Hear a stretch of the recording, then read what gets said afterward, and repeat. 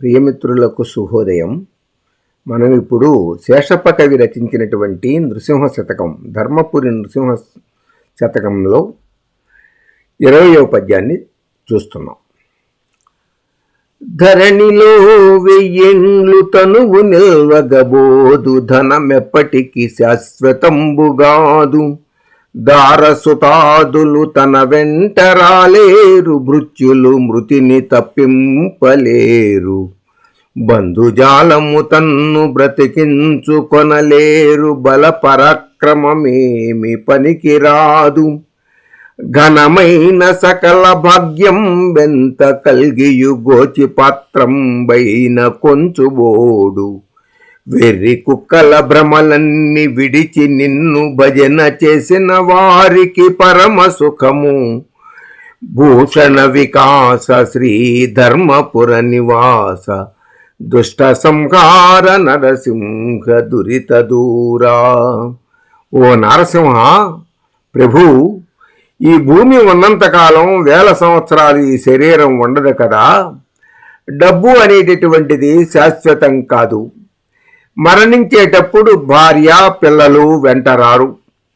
మృత్యులు మృతిని తప్పింపలేరు.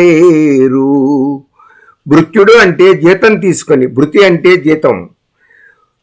జీతం తీసుకొని పనిచేసేవాడు సేవకుడు నీ చావుని తప్పింపలేడు. బంధువులు ఎవరూ కూడా మరణము ఆసన్నమైనప్పుడు మనలను బతికించలేరు. మరణకాలంలో మనకున్న బల పరాక్రమాలు ఎందుకో పనికిరావు.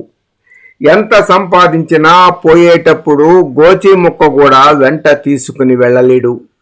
అందువలన ఈ పనికి మారినటువంటి భ్రమలన్నింటినీ వదిలిపెట్టి నిన్ను సేవించటమే పరమ సౌఖ్యప్రదముగా ఉంటుంది స్వామి అంటున్నాడు శేషప్ప కవి.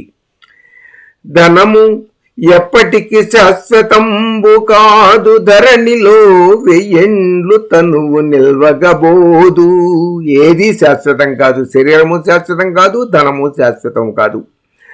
దారసుతాదులు తన వెంట రాలేరు, మృత్యులు మృతిని తప్పింపలేరు. భార్య గుమ్మం వరకు, కొడుకు కాటి వరకు అని సామెత. అంతకు మించి ఎవరూ కూడా నీతో వచ్చేవాళ్ళు ఉండరు. బంధుజాలము తన్ను బ్రతికించుకొనలేరు, బల పరాక్రమమేమి పనికిరాదు.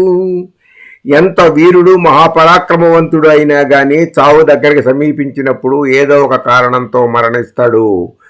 దుర్యోధనుడు లాంటి వాడు మరణించాడు, కృష్ణుడు లాంటి వాడు మరణించాడు. ఘనమైన సకల భాగ్యం వెంత గల్గియు గోచి పాత్రం బైన గొంచుపోడు.